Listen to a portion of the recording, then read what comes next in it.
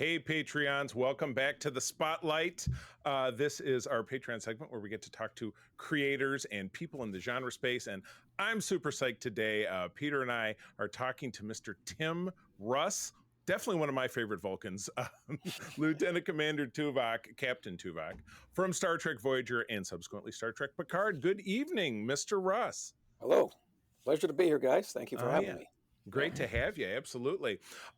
So you have had, my gosh, definitely the first thing I ever saw you in was Spaceballs because I'm a child of the 80s. So that's an unerringly famous meme that makes the rounds, but it's just a wonderful film and a great way to kind of see you for the first time. But that was not the first thing. Obviously, you're ever, and you have been acting for well over 45 years, I'm guessing.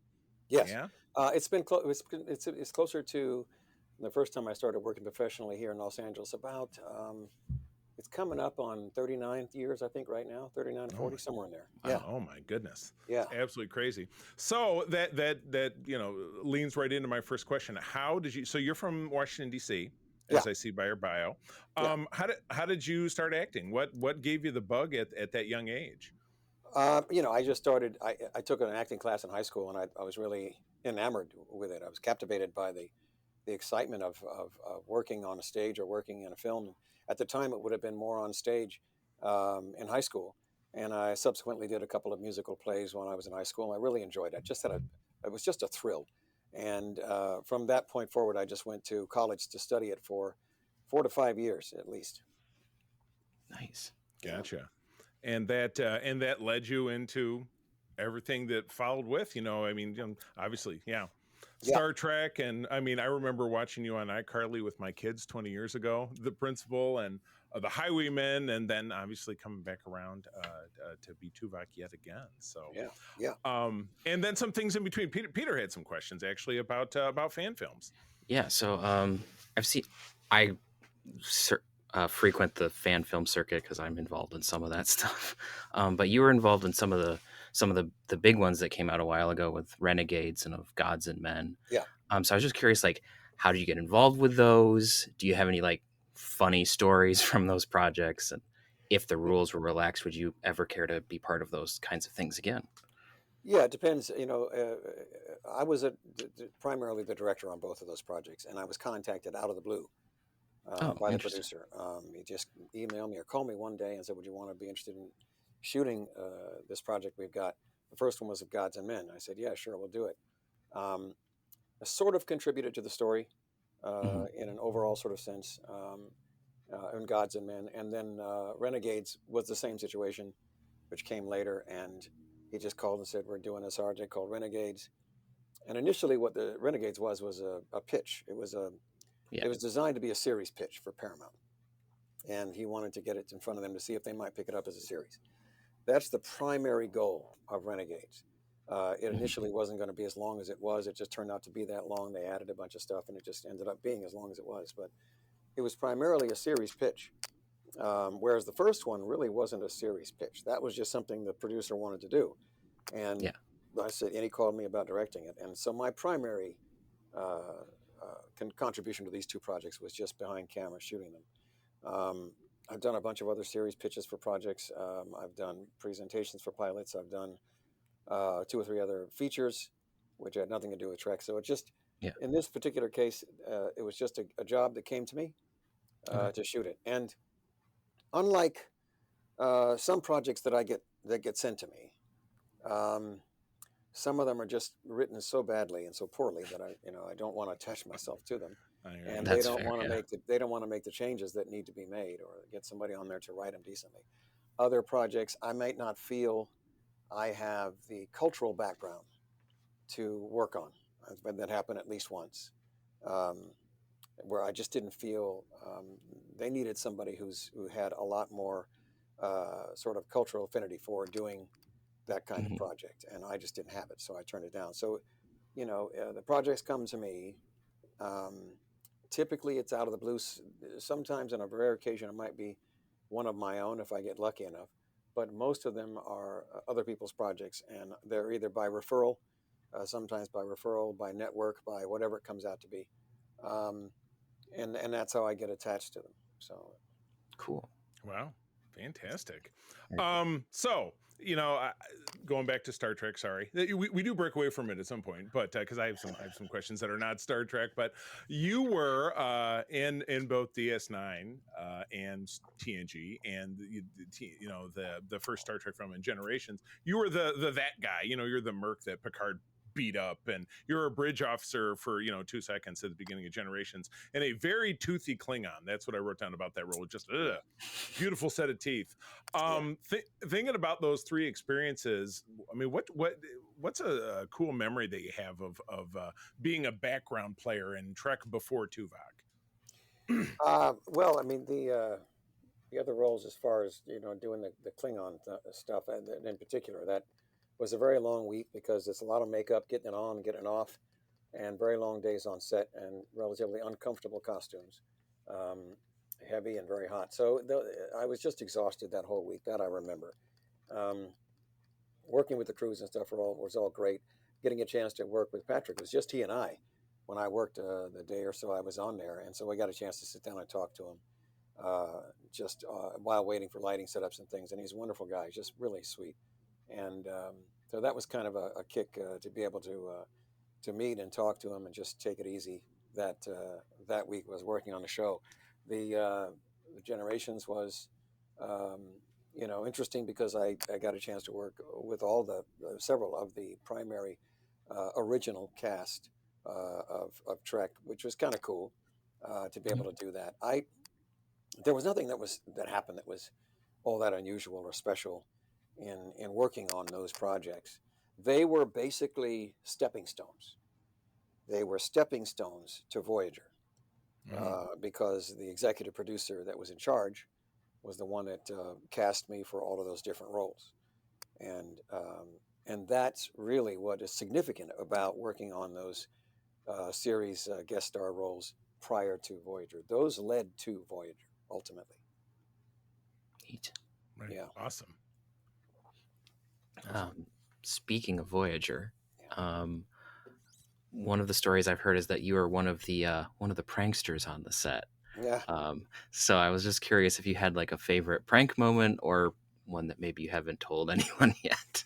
Yeah, I think I've told most of them by now. I know that I know there's one that's online, which involves the episode with the children, Oh, which I think that's out there now. There's another one that is not out there. Obviously, I mean they rolled on it, but I think when I was supposed to come down the chute to rescue Paris oh, yeah, and Ensign Kim in that prisoner ship. yeah, Yeah. yeah. Katie and I are supposed to both come down the chute to rescue them. And when we were filming, I went ahead to the makeup department and I got a bust of Nana Visitor. They had a bust of her, just the headpiece. And so when it came time for us to slide down the chute, she came down first, and instead of me coming down, I just rolled the head down the chute instead, and then bouncing across the stage. Oh my It was God. great. Yeah, yeah. It That's was fantastic. when I had an opportunity to do stuff, once in a while, I would do it for sure. Yeah, Adds that spice of life, Yeah. extra hilarity. Yeah. yeah, And I'm sure with yeah. like you said, the long working days and at least, obviously being a Vulcan, the makeup is not like a Klingon, but still it's something. It's just 15 hours in, man. You get punchy after that amount of time. Oh, So Yep. anything to break up the routine and the monotony, which it is monotony yeah. Yeah. Mhm. single camera filming. So God, I can absolutely believe it. All right, stepping off a Trek. I'm a huge music guy. You're an awesome musician. I've seen clips of yours over the years. You were talking to us about your experience with acting in high school. Is that when music came into your life? What are some of your favorite bands or maybe a great favorite experience you've had playing music yourself? well, I started playing when I was 16 guitar, and or it might have been 15. My brother was also a drummer, and he was sitting in with other bands. He was 2 years younger than I was, and he was sitting in with professional bands at the time, orchestras that were playing in clubs on the air bases that I grew up in. And Oh, so I right. thought Okay. I was inspired by that, and I picked up the guitar because it's a hell of a lot easier to schlep around, and started taking lessons and then playing, and eventually got into a band very soon after that. And from that point forward, it was one band after another, and years and years and years of playing different styles of music as well. Um, Captivating, and it still is today. I really enjoy playing music, and I particularly enjoy playing live gigs. Yeah. Yeah. I've done a lot of recording, but it's recording is recording. It's like working on a set. It's very tedious and meticulous, and not as much fun as playing live. Right. So that's something that I wanted to always keep doing and keep going. Inspired at the time, I was growing up with classic rock bands, Chicago, Santana, Oh, yeah. more recently, Bruce Hornsby, Peter Gabriel, a few other people. I've not written that much material on my own. Most of it is basically what I do is sort of obscure covers, and it leans within the lane of, I want to say, blues, rock, and pop, sort of in that category, Neat. Yeah. and more so classic rock style, not so much brand new stuff that's out. I play a few songs that are new, but again, more obscure tracks, not things that are super well known and super popular. I Right. tend to stay off those, just so that they're fresh Yeah. when people hear them, Yeah. and also the arrangements. There's songs that I might hear and like myself, and I want to go ahead and play them. Um, some of the stuff I've written, I typically don't play because I'm not that fond of it. There's a few other tracks I do every once in a while, but I'm not concerned with playing my own stuff. I'm concerned with playing to a live audience and making sure I can get their feet tapping. That's all I care about.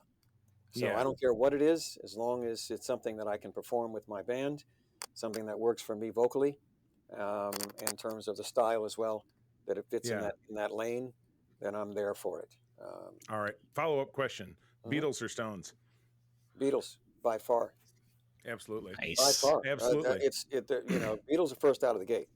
Right. Everybody else came a running. I will give the Stones, I will give the Stones their due for longevity. Right.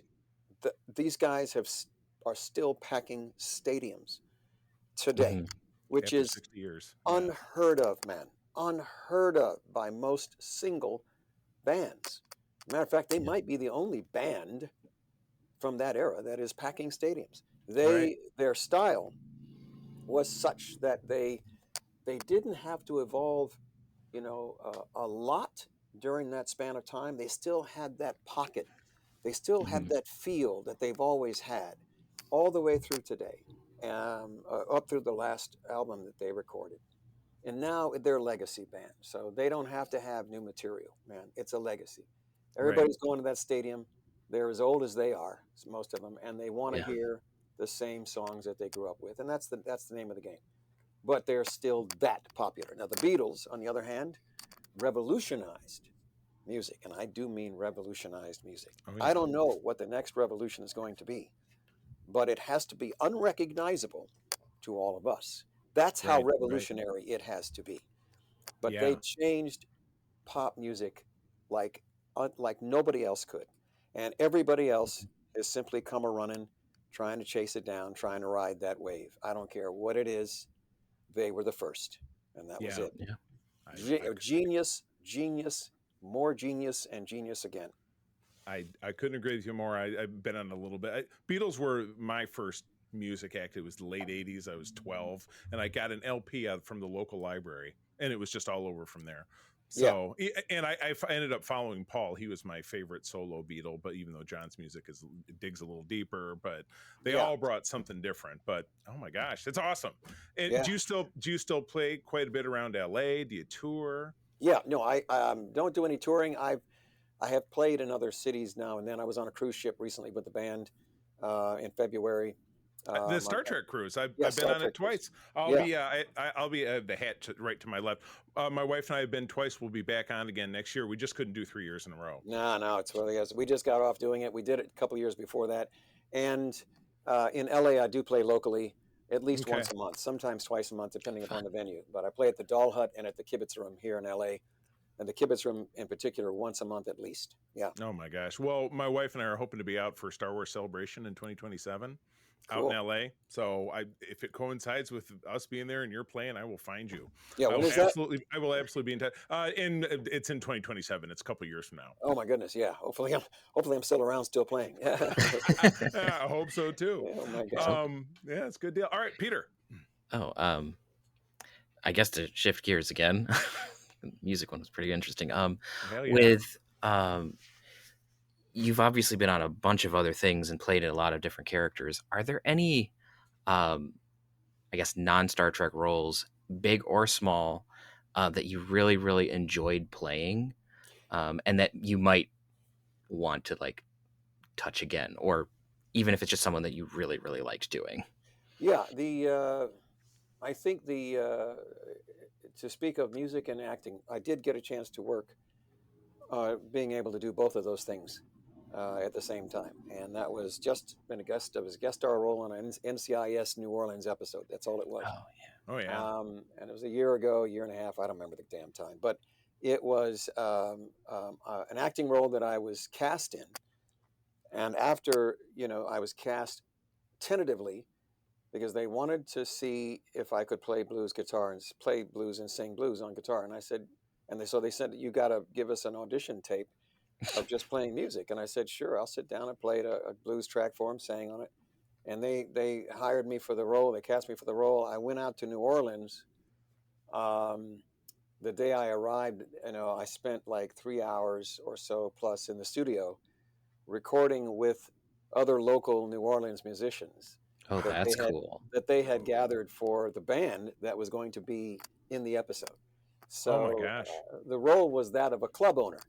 He's a nightclub owner, and he's the house band. He's got his own house band, and so that was, the story has to do with his nephew getting in trouble and him trying to protect him. But at the end of the day, we had to play 3 songs in the episode, and they didn't want to shoot to playback. They wanted to shoot it live. Oh, And wow. that's why they wanted to make sure I could play and sing.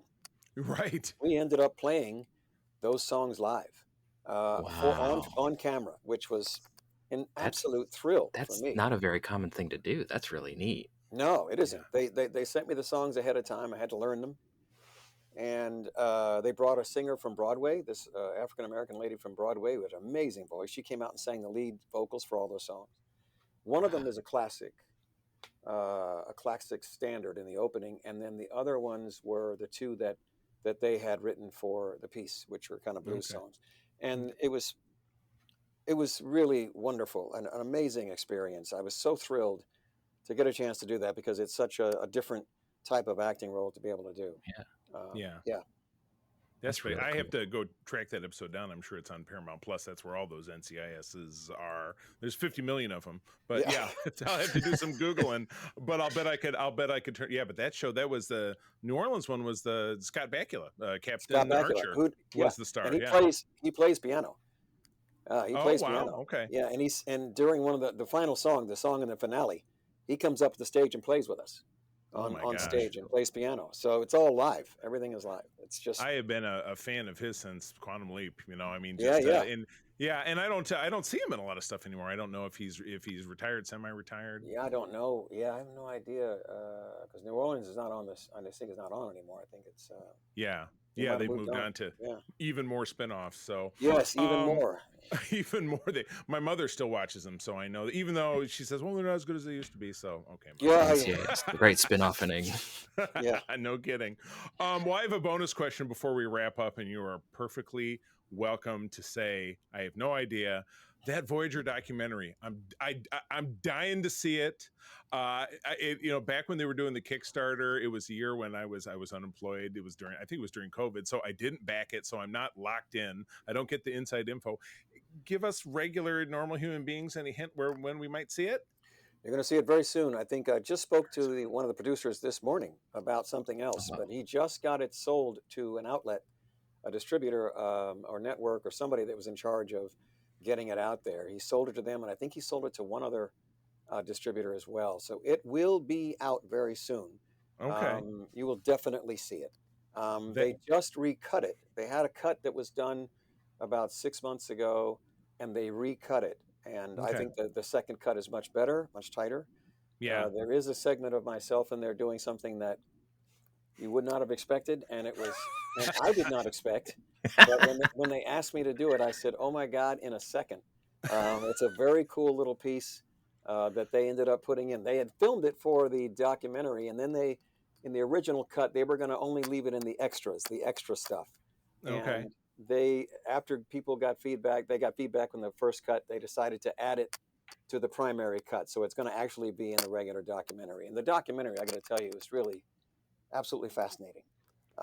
There's some behind the scenes stuff that's, you know, kind of touchy here and there. There's some stuff Yeah. that's, you know, you get some interesting nuances and revelations about what went on behind the scene. There's some conflict. There's some other things Sure. going on. There's all that is discussed. It's wide open. So Wow. different areas. You got makeup. You got I don't think Bob Blackman is in there as wardrobe, but you do have the actors. You have the writers and the producers. Okay. Trying to find out what's going on, in the rooms, as it were, Right. trying to put this stuff together. And like I said, some of the deals, some of the things that went down, and stuff like that. It's pretty interesting. It's not just all Wow. fluff. It's not all happy clappy. There's some stuff in there that's I can't. I can't wait. interesting. Were there some Yeah. moments that made you go Oh raise your yeah. eyebrows? Yeah. I was like, oh wow, they put that in there. Okay. Yeah. I was surprised. Oh wow. They actually wrestled with it and discussed it, and went over it, and that was some pretty cool stuff. And like I said, I'm very glad to have that they added the other thing that I did, which is not directly related to Star Trek. It's just something Hmm. that they asked me to come and do by request from someone, and so I did, and it was very cool to have that opportunity to do that. For me, I'm still trying to track down the original footage because I want it for myself. But It's on someone's yeah, hard drive. that doc is just, yeah, it's, man, it is, to watch it. There was nostalgic melancholy for me, to see it, because I'm watching, some of the behind the scenes, working with my castmates, and some of the scenes that were in the episodes and things, and trying to recall and remember my state of mind at the time, when we were working, because a lot of that's just simply disappeared. And But to see it again, it just reminded me of a very important 7 years of my career. As a matter of fact, it was, I would say, the pinnacle, in terms of acting, for my career, to the present. Very, very important time. Very, very fortunate that I had the opportunity to be on that show and to work with the people that I got to work with, which I really enjoyed. Everyone I worked with, crew and cast. Yeah. So to see You. it on the screen again, and for them to remind us of all the stuff that went on, is just, Yeah. that was something else, man. That's awesome. And I know you guys, as an overall just group of folks, you guys socialize a lot. I'll see on social media. Here we all are, all having dinner, and there'll be most of you guys there at a restaurant. I feel like I see that several times a year. That's Yeah, awesome. we were doing that for a while. We haven't done it in a long time, but we tried to do it when everybody was in town. Not everybody's in town anymore. Right. As a matter of fact, of all the guys, I'm the only one that's still in LA. Everybody else has left. Oh, really? So yeah, Yeah. so it's going to be obviously difficult to do that again, Yeah. You're unless right. we're all at a convention someplace somewhere, and we Or have on the Star Trek cruise. 10 minutes Yeah. to ourselves. Yeah, Yeah. Right. and and the cruise is like, that's all of us. That's a whole Yeah. lot of cast members from all the different shows and stuff, and Yeah. we're all in different places and different times, and they're telling us to go over here and go over there, do this and do that. So the opportunity may not come until maybe we've got a chance in Vegas to do it again, in Las Vegas. We'll Yeah. see, for Yeah. the big shows. But yeah, it's wonderful to see all that stuff again, via the documentary, and to be reminded of what those times were like, Yeah. in shooting those episodes. And it Uh, was, whew, boy, it was a uh, hell of a That 7 years. the thing that Peter and I do a Star Trek show where we have broken down every series in chunks, and we're almost to the very, very end. So come late summer, early fall, we will finish Voyager season 7, and then we'll go right into your documentary, assuming that it's out at that time, which it sounds like it will be. I think it will be. Yeah. So we're really looking forward to that, and we will definitely keep you aware of our thoughts, and I'll let you know when we do the episode. I'll send it to you. Yeah, that'd be great. Our thoughts. Yeah, that'd be great. Absolutely. And it's definitely going to. They put way too much work into this thing for it not to be seen. Yeah. Documentaries are. I don't do them. People have asked me about doing them. I don't do them. That's 2 to 3 years. They're intense. To a documentary. It's just forever.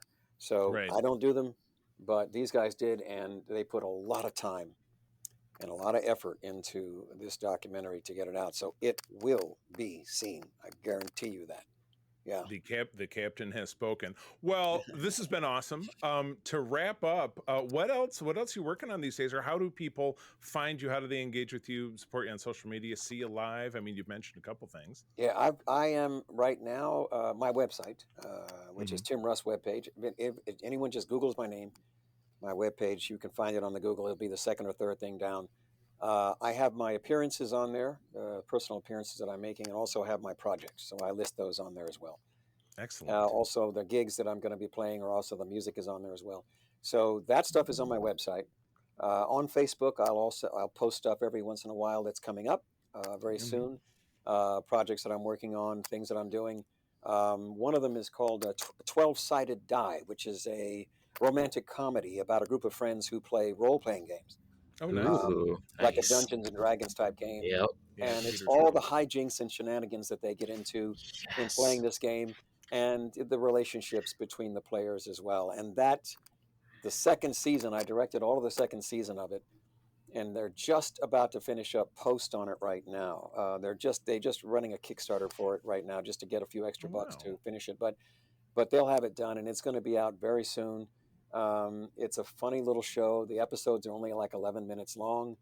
I don't know where he's going to have it as a series for distribution. I'll be posting that, of course, on my Facebook page and on my website as soon as it's available. But that's a very cool little piece, and that's something I just finished. It's right up my alley. That sounds fun. Oh yeah, you'll enjoy it. It's very cool. It's very cool. That's fantastic. Yeah. Well, Tim, this has been so awesome. Thank you so much. You got it. For making the time for this. Yeah. And the folks on our Patreon, thanks for tuning in. If you're listening to this on our free feed in the future, you can visit patreon.com/Secret Friends Unite. Try us out for 7 days for free and listen to folks like Tim Russ tell us about their life. So thank you very much, Captain. And we will see you out there. Take care. This podcast is part of the Secret Friends Unite podcasting network, available on Apple Podcasts, Spotify, and podcast services around the galaxy, as well as video on our YouTube channel. You can support Secret Friends Unite by becoming a Patreon member, get bonus programs and more over at patreon.com/Secret Friends Unite. Join our Discord community for even more discussions on all things geek. For all the latest updates on Secret Friends Unite, make sure to follow us on Threads at secret.friends.unite and visit secretfriendsunite.com. Find our merchandise at TeePublic and Redbubble. Thanks for listening, and may the Force live long and prosper.